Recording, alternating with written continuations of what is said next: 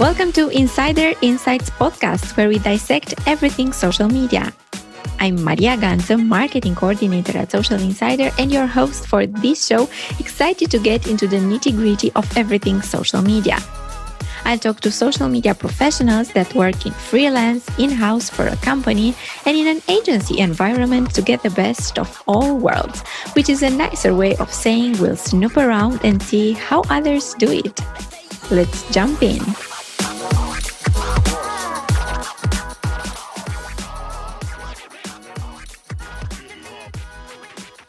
In this episode, we will talk about the power of brand strategy. A brand is more than just a logo or set of colors, and it's so much more than a cover photo. That's why my guest for today is Nicole Hatherly. Nicole is a leading global brand, profile strategist, specialist, content and network expert, international keynote speaker, and writer. She has over 26 years experience delivering award-winning brand, marketing and content strategies for iconic and international brands and influential, thoughtful leaders. Nicole will tell us how to define the brand strategy. She will explain what to consider when creating your brand strategy, how to translate your brand's identity into social media content, and much more. So let's meet Nicole and discover more about the power of brand strategy. Hello, Nicole. Thank you so much for joining me today. How are you? Hi, Maria. Doing very well. Very excited to dive into this topic in particular and give some gems, I hope. Great, me too, because I have to tell you that I've read a lot about the brand strategy lately, and I'm happy that I have the chance to talk to an expert. So this is going to be a really great talk, I'm sure. But let's start with your journey, because this is how I start each podcast. Tell me, how did it all start? It's such a good question. And I guess it started when I really looked back at what business I was really in. It went back to from when I was little, from when I could first talk. I'm in the business of storytelling and of making connections. And so understanding that that's the thread that runs through my career journey really came from there. So I've always loved storytelling and the power that stories can bring. And so when I was in university, I deferred university and went traveling the world and picked up lots of stories, came back, and I really wanted to be more creative in that. And I'm not very creative. I can't draw a thing, but I'm great with words and wordsmithing. And I had a really good business mindset as well. So I started in a global agency, Leo Burnett, here in Sydney, and was very privileged to work my way up to a group account director. So I was there for about 8 years. And I guess that's where my journey and my thirst for brand strategy really was ignited. And so I worked for a big cable network, and I looked after their brand and acquisition. And it's really interesting. We hear brand and acquisition all the time, locked up together, as you know. So brand is quite locked up with acquiring new customers, attracting people to the brand. And as you know, and as a lot of listeners know, then you've got to try and keep those customers. And that most of the time is a different department and different messaging. So it's really interesting. Mine is brand and acquisition. But I was trained in direct marketing. So when direct marketing really hit the shores of Australia, where I'm based, even though I'm a global brand strategist. And so I played with that direct marketing mindset when it came to brand. And that direct marketing mindset is so exciting because there is a science and a maths. It's exactly like digital marketing, as you know. So before digital marketing, we had direct marketing. And that's why when digital marketing came in, I was in the right place at the right time to lead digital marketing for one of Australia's biggest banks. And I was there for a decade as a senior executive running very big brand campaigns. Nicole, I have to tell you that you talk with so much passion about your work. I really love this. Now, tell me, what's the most essential aspect of your day-to-day role? The most essential aspect of my role and the role of a brand strategist Yes. is to hold the space open for people to explore either their organization or business brand, their product or service brand, but especially their personal brand or their thought leader brand. And so the most essential part of the role is not coming up with all the answers, even though we might know it. It's our craft, but it's actually holding the space for others to explore what their brand is. And that's the most essential. We do see that there can be brand strategists and specialists who are so amazing at coming up with the strategy on the names, etc. And it's really, really challenging to hold back and not have all the answers, but to guide, to coach, to mentor, and to advise. Great. Now, how would you define brand strategy? Let's say for someone who doesn't know what this means. Such a beautiful question and such a simple answer. The brand or brand strategy, I would start with brand. And a brand is just a promise. It's very simple. A brand is your promise. It's your organization's promise or your product's promise or you as a thought leader, your promise to the world. What are you promising? That's your brand. And the strategy is just, how are you going to prove your promise? So very simply, the strategy is all around proving the promise. How is it going to sound? How's it going to look? How's it going to feel? How are we going to tell the story? So the brand is a promise and the brand strategy is the story around how we're going to have people think, feel and talk about us and how we're going to change their hearts and their minds. Great. About how they think about our brand, how they feel, exactly. How they feel about it. Exactly. And the brand strategy is quite simply a map or a plan. The simplest way I can put it, I love trekking. I love trekking a long way and I love tough treks. And I trekked to Everest Base Camp 2 years ago. And I often think about a brand strategy being pretty much the map on a long trek. And I would never, ever want to trek to Everest Base Camp. It was -20 on the day we got there and it was sleeting snow. But you would never, ever start out that trek without a map, without a plan, without a strategy. Know what to pack, know where you're staying, know how to literally save your life if you need to. And so a brand strategy is a really important just map or a plan. It doesn't have to be over-engineered. It can just be a one-pager. But it's all around what's your plan from the brand that you've got in your heart and mind to actually creating the brand you want in others' hearts and minds. Just the map of how to get there. Great. I love this because my next question is, what are the fundamental components for any brand to be successful? The fundamental components, the first thing, I've been privileged in being trained in design thinking methodology. And so my brand strategy comes from design thinking methodology. And so what the most essential components for every brand to be successful is first be really clear on the problem you're solving in the world. Once you're clear, and it's as simple and as complex as that. So what problem are you solving?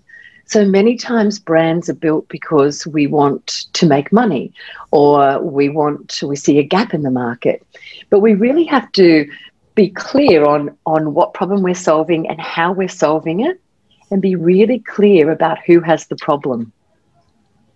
And so that's getting into our personas or getting into our user personas or customer personas. Getting a really, really clear picture on who we're solving this problem for is essential components for a brand to be successful. If we know who they are, where they live, what they do, what their problems and pain points are, what their aspirations and dreams are, what brands do they like, and what's really going to light them up, what social media do they use. Once we know that and we can map out their persona, we can talk to them. We can tell them we know their problem is X and we solve it with Y. And so it's really clear just to have those three components from the start. Sometimes brands start by default and they're not designed that way. And I work with a lot of brands, some leading brands, to rebrand. And that's just basically to have a strategy of where we want to go next. Or if we've had really big growth, how do we slow down? How do we really hone our brand? How do we get our message with more clarity? So branding doesn't always start at the start of a journey, but a brand to be successful needs to know exactly that. What problem you're solving, who are you solving it for, and what do they need to hear, and what story would you like them to tell themselves about your brand? Oh, I really like this. What story would you like them to tell about your brand? That's really nice. So to sum up, if you as a brand want to be successful, you have to, 1, be clear about what problems are you solving in the world. 2, how are you solving that problems? And 3, who has the problem? Answering these questions will help you define your ideal client. Okay, so I have to tell you that I already took a lot of notes. I love it. Absolutely. Okay, so these are the most fundamental components, but what are the most common mistakes companies make regarding their brand strategy? Because I'm sure you have seen a lot of these too. Yes. And I come in quite a lot of times when those mistakes have been made, and we need to, as I say, go back to the core, go back to the true north. As I say, what is that piece? And so there's 3 big mistakes, Maria, that companies, people, and people doing a product brand or service brand make. And the first mistake that they make with their brand is thinking that brand is the logo, is brand assets. So the first thing people get in their mind is, we need a logo, we need a slogan, we need to look and feel, we need an icon, we need iconography, we need, brand guidelines. And that's good and fine, but that's just one part of brand. That's how someone will recognize a feeling they have about what you're selling or what you're doing. It's not your brand. So starting with your brand assets and then having to work back to get the essence of your brand is the first mistake and the biggest mistake that we see. And it's not a mistake. We just don't know any better when we're starting out. It's interchangeable. And that's okay. The second learning that people make on their journey as well is trying to be everything to everyone, trying to capture too much of a market when all you need is a tribe. You don't need everybody. All you need is the people that you're solving the problem for. So start with them and grow from there. And the third mistake or challenge or learning in a brand is people forget that the people in their company, so your staff and your team members and everyone working with you, they're the biggest brand advocates that you could ever have in your brand. Whether you've got 4 people or 4,000 people, they're your brand advocates. And they're using social media nowadays, as you know. And, 97% of anyone who works in an organization is using at least one channel in social media. And 50% of those are talking about the companies they work in and for.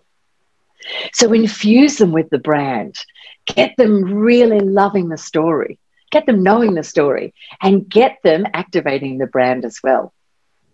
Great. So should a brand use all social media platforms? Because there is Facebook, Instagram, Twitter, LinkedIn. I think LinkedIn works very good for brands. But should a brand focus only on one platform, or should they try using all of them and see which one works better? You are absolutely spot on, Maria. Just nail one social media platform before you move on to another is my biggest advice to any thought leader or any brand. And I work for large global organizations. And I know with them, we can pull down that branding, that concentration of the branding into one channel. And the way you work out which one is you think about the different types of people you are personally in all of those channels. So would I have, I probably wouldn't have a picture of me and my friends at the beach on LinkedIn. And I probably wouldn't have me in a suit teaching a masterclass on Instagram. I'd have something more fun. So we think about the channel and think about the purpose, and we go back to what problem are we solving. So we go back to, if I was a brand, do I show up best on Facebook, on Instagram, on Pinterest, on LinkedIn? Now, I'm a brand strategist and a global leadership expert and a global keynote speaker. So I'm definitely on LinkedIn. So LinkedIn is my primary one because it's quite professional, it's quite buttoned down, and the people who I'm trying to reach are there. But if I was a photography business, obviously it would be Instagram. It's an image base. So go with what suits your brand best, your tone and style. If you're cheeky and irreverent, then definitely the Instagrams and Clubhouse is the biggest thing now. So diving into Clubhouse, it's audio only, and you think about, okay, who's there, and do I nail that channel? But have one going that suits your brand, and that also your audience, and it goes back to knowing who you're solving the problem for, and how are you going to speak about solving that problem? Is it quite professional or is it quite fun? And so just using a brand personality spectrum will help you do that. And so anyone can Google it. It's one of my favorite tools in my toolbox as a brand strategist, and I use it every single day. And it's just got a couple of words on either side. Everyone can just Google brand personality spectrum. And all you need to do, if you're a brand, and every big brand has this, or a thought leader, just follow which you're more of and which you're less of. And then it comes out with a tone and style and how you should show up, and just align yourself to that one channel and nail it like a boss. Oh, great. And then if you attract your customers on LinkedIn, let's say, then you can move on other social media platforms. But it's important to have one big platform. One primary one where your message goes out always. And then you've got secondary ones. So when I put out a message on LinkedIn, and you'll see me all over LinkedIn and you'll see images of me as I present. And so with that, all of my content goes on there, and it's quite professional. Then some of the behind the scenes, like us having some fun today, we could take a couple of screenshots and I'd put that on my Instagram, a little bit of behind the scenes. Facebook, I'd put it on a little bit differently. So it's really interesting to have your primary one, and that's the one, if nothing else, that's the one you focus on, and then have some fun with the other ones. But yes, I am on LinkedIn, Facebook, Instagram, Clubhouse, and Twitter. Great. I don't know what's Clubhouse. I mean, I've never heard of it. Clubhouse is wonderful. So it's only really come up in the last few weeks in Australia. We're all figuring it out. It's got 1 million people worldwide at the moment, and in a few months, it will have 50 million people. So it started in America. It's a very smart model. And it's audio only. So think about Zoom rooms meets podcast, but it's talkback radio real time. And some of the best, most expensive masterclasses you could ever go to for free. Oh, great. I will try it. Yeah, it's invite only. So they've got this very clever model of invitation only. And invites are quite rare. But once you get in there, or if anyone's invited who's listening, take the invite, get into Clubhouse. And it's filled with clubs, and in those clubs are rooms. So people can invite you into a room, or you can go into a room, and there's this beautiful conversation of people on the stage, just like a real room, and then people in the audience. But no one can see you. So you could be doing the dishes, you could be walking the dog. We've heard a lot of things on Clubhouse, but it definitely is the up-and-coming social media platform when everybody is fatigued by Zoom. And audio has that beautiful ability to tell its own story, as you know, being an amazing podcast host. Great. Thank you so much. I will definitely try it and read more about this. Let's talk a little about budget. as a brand, we need a big budget to create a brand strategy, or we can start small and then go from there? Yeah, and there's brand and there's marketing. So it's one of the best questions you could have asked, Maria, for your audience, because once you have a brand strategy, then your marketing is all around campaigns, as you know. And campaigns can come in and out. And so a lot of organizations, businesses, and brands put a lot of money into campaigns. I used to run millions and millions of dollars of campaign budget, but I had a very small brand budget. Now, think about brand as the promise. So the brand doesn't really sell anything, but the products and services, they have the campaigns. So it's a really interesting question. To have a brand strategy, you do need a budget. It doesn't need to be big. The brand strategy doesn't change that much. Once you have a brand strategy, you create the plan and the map, then you just need to execute on that. So the brand strategy is not like a campaign where you spend $1 and you can estimate how many dollars you'll get back in. A brand, you can't do that. So a brand is a feeling, and we can't be so scientific with feelings. A brand strategy or brand campaign is all about how did people feel about the brand before we started doing this? And how are people feeling, thinking, and what are they saying about the brand after? That's really the only measure that you have purely of a brand play or a brand campaign or bringing a brand to life. And so it's not as easy to monitor and monetize, so people don't spend so much money. But to answer the question, it depends on how much of a strategy you need and whether that strategy is going to be created for you, by you, or with you. Mm-hmm. So as a brand strategist, I can give direction to the smaller brands, and they can start building, smaller businesses, they can start building their brand themselves with some direction. Or I do it with many brands.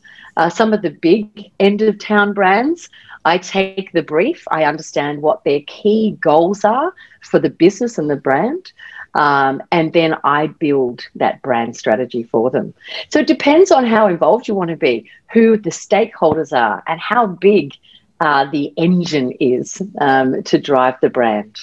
It's all relative. If there's a big engine and there's a big return on investment, people will invest or can invest tens of thousands of dollars or even hundreds of thousands if they're bigger, especially if you're rebranding or having a revised brand. But just for a few $100s, you can start speaking to someone who's knowledgeable just about what will I need. If there was only 4 or 5 things I would do, what would they be? What are the essentials I need before I go off and do a logo? And that's going to be different for everyone depending on their stage, their product and service, and their target market. Okay, so as a brand, how do we know that we need rebranding? We need to rebrand our product, change our logo, change our message, the way people see us. Yes, when we're not hitting our goals as a business. Yes. Yeah, and so it's as simple as that, but again, as complex as that. We know there needs to be a brand refresh when we need to change how people are thinking and acting around our brand. So if our sales have plateaued, or we're not getting the new surge of acquisitions, customers that we wanted to get, or we're just getting the same people, or no one's returning to buy a second time. So any of those goals or KPIs or performance indexes that aren't being hit, we know that the brand isn't resonating. And so rebranding doesn't have to be a new logo. Most of the time it's not. It's actually going back. So that's just a relogoing. But a real brand reset or restart or rebrand means let's have a look at the essence of the brand. What's the promise we're making? What problem are we solving? And who are we solving it for? And it's usually in one of those buckets that's not quite right. Because when you've got all of those buckets, your brand will hum, will be in absolute tune with everyone you're solving the problem for. Oh, I understand this. Now, Building a brand identity is crucial for any business, and this influences your content and marketing's overall production. Now, how do we ensure that customers can recognize our brand on social media? Because if you are Coca-Cola and H&M's are, I don't know, this is easy. But what for the other brands? Yes, and it's great. And so those branding assets are really important once you've got the essence of your brand and you know what you're solving for.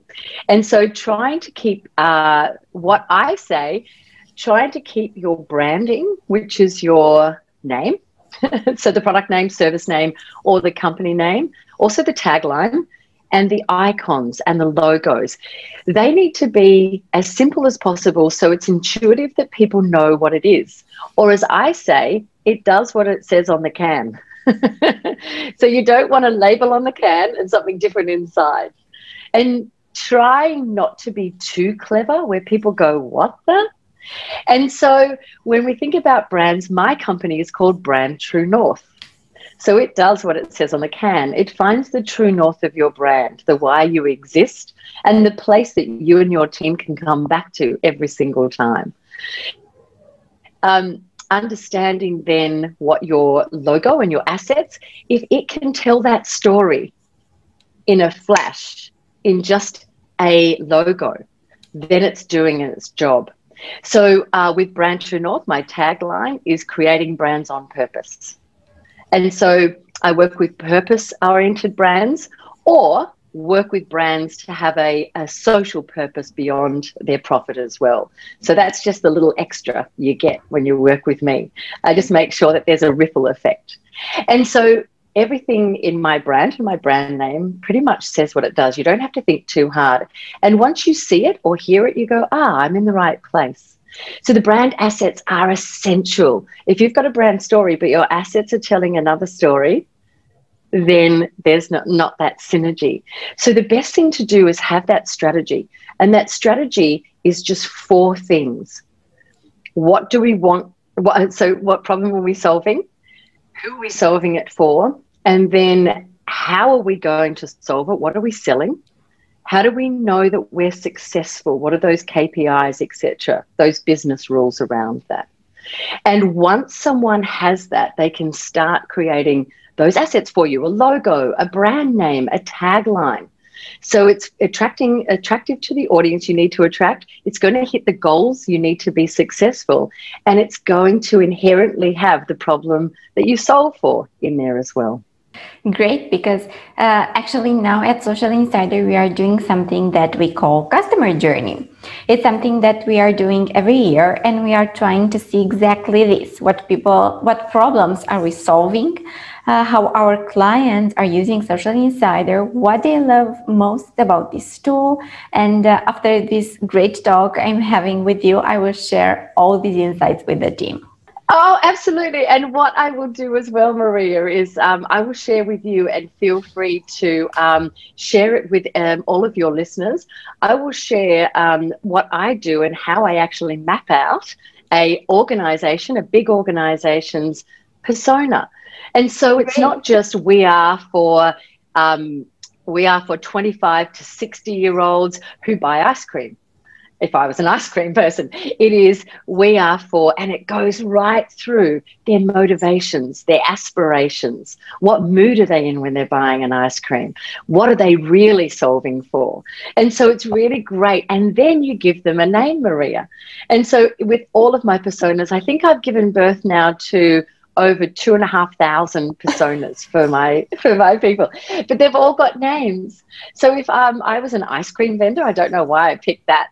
I would have Irene Ice Cream Buyer, who is the mum of the ice cream lovers. And so just really we've got Business Ben, and we've got HR Heather, and we've got Builder Bob.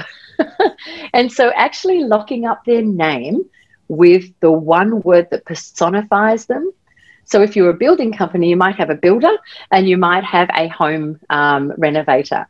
So we've got Heather Home Renovator and Bob Builder, and they become part of your family. Every decision goes through there. They become part of your team. It's like, who am I building this for? is that for Coach Kate or is that for Mentor Martin? And no, it's Coach Kate. Well, she'll never do this. And she wants, and it's, you just bring these to life and everything goes through that filter of these beautiful humans and you get an image of them. You actually go and find an image that personifies your idea of that user or that buyer. And it works brilliantly. Great. I will share this with the team and with all the listeners, because this podcast is also going to be a blog article on Social Insider's blog, and there I can put a picture or anything you send me. And that is very clever content marketing, of course. I have two more questions for you, Nicole. One is, if you could teach me only three things about brand strategy, what would you teach me? The first thing is that your brand is a story. So create the story that you want people to be saying and talking about your brand, and own that narrative, or else everyone else experiencing your brand will have a different narrative. So your brand is a story. And did you know, Maria, why stories are so powerful when we're talking about brand? Because people are 22 times more likely to remember any fact when it's wrapped in a story. It's how we grew up. It's how we made sense of the world when we were children. Adults told us stories. We couldn't read, and we made stories up in our head. We still all make stories up in our head. So that's the first thing. The second thing is really know what problem you're solving. And that is how you lead your brand strategy. And the third thing is have fun with it. Have fun with creating your brand. It's nothing, there's no right or wrong with a brand. It's whatever your promise is and however you would like that map to unfold. It can be as simple as just getting those couple of things we've talked about today, having one social media platform that you're just going to nail, and just start spreading that story authentically and watch how that spreads. And humanize your brand. People trust people. People buy from people. And people employ people. And so humanize your brand as much as possible.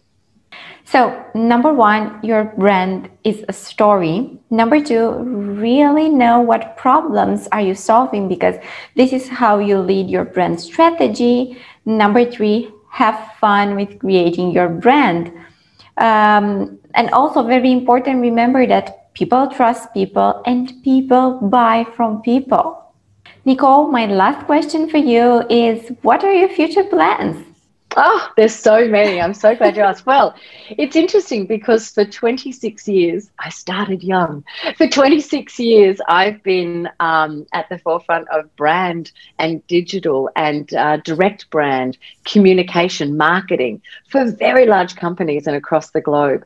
And the last 3 years, I've really honed my craft. And in Brand True North, I now work with organizations and thought leaders to come back into their uniqueness in their brand. What is it about them? Not so much what they do, but how they do it. And why this, why them, and why now? I get them to ask those 3 questions about the story they're telling, because that is why people will buy from you. When they know why you, why this, and why now, the answers to that, and they know how to use you, and they know your unique core word or phrase. I actually bring everyone's brand down to one word and then come back out. And that one word is the source of all of that brand power and how they're leaders in their area of expertise. So what's next is I've got a program called Brand Your Way, and I take large brands and even individuals for personal brand through that, and it's an amazing course. And then people stay with me in a wonderful membership, and I've also got a mastermind of incredible brand strategists, and we go out and do brand strategies for organizations that may not be able to afford it, who are helping people in communities and our societies. Nicole, thank you so much for this talk. It was really, really great, very helpful for me, and I'm sure that for our listeners as well. Actually, you made me feel I was talking to a friend, and this is really nice. Please follow Nicole on social media, talk to her, work with her because she is a really great expert. Thank you again for listening. If you want to connect with me on social media, I'm super active on LinkedIn, so connect with me there, ask questions, or just say hi. Thank you again, Nicole. It was a pleasure talking to you.